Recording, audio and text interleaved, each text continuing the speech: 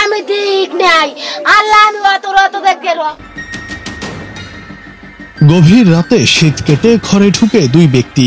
ঘরে ঢুকে তারা বিছানায় শুয়ে থাকা ঘুমন্ত মালা আক্তারের পা ধরে টান দেয়। এতে মালা টের পেয়ে চিৎকার দিয়ে ওঠে।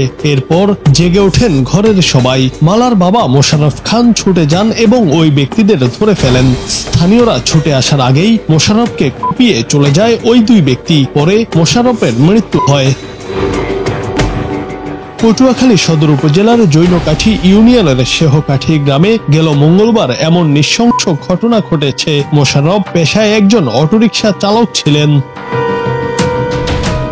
নিহতের স্ত্রী শাহনাজ বেগম বলেন, রাতে দুজন অপরিচিত লোক শীত কেটে আমাদের ঘরে ঢুকে আমার মেয়ের পা ধরে টান দেয়। আমার স্বামী তাদের ধরে ফেলায় তাকে মেরে ফেলেছে। তারা চুরি করতে এসেছে নাকি আরো খারাপ উদ্দেশ্য ছিল সেটি জানি না, আমাদের শেষ করে দিল।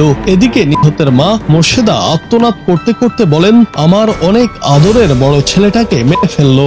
আমার বাবার নির্দোষী মানুষ নাই করছে, এর ফাঁসি চাই আমরা। ফাঁসি হোক বা যাবজ্জীবন হোক, যাই হোক আপনারা এইটা করবে।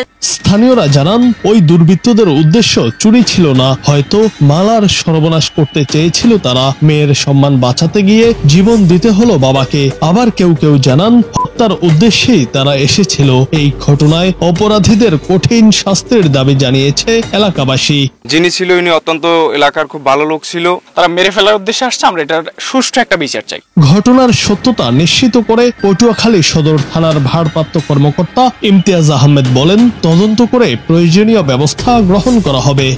এটা হত্যাকাণ্ড, এই বিষয়ে কোনো সন্দেহ নাই, কিন্তু কিভাবে ঘটেছে এই বিষয়টা তদন্ত করে বের করতে হবে। জুনায়েদ আহমেদ, বাংলা টিভি।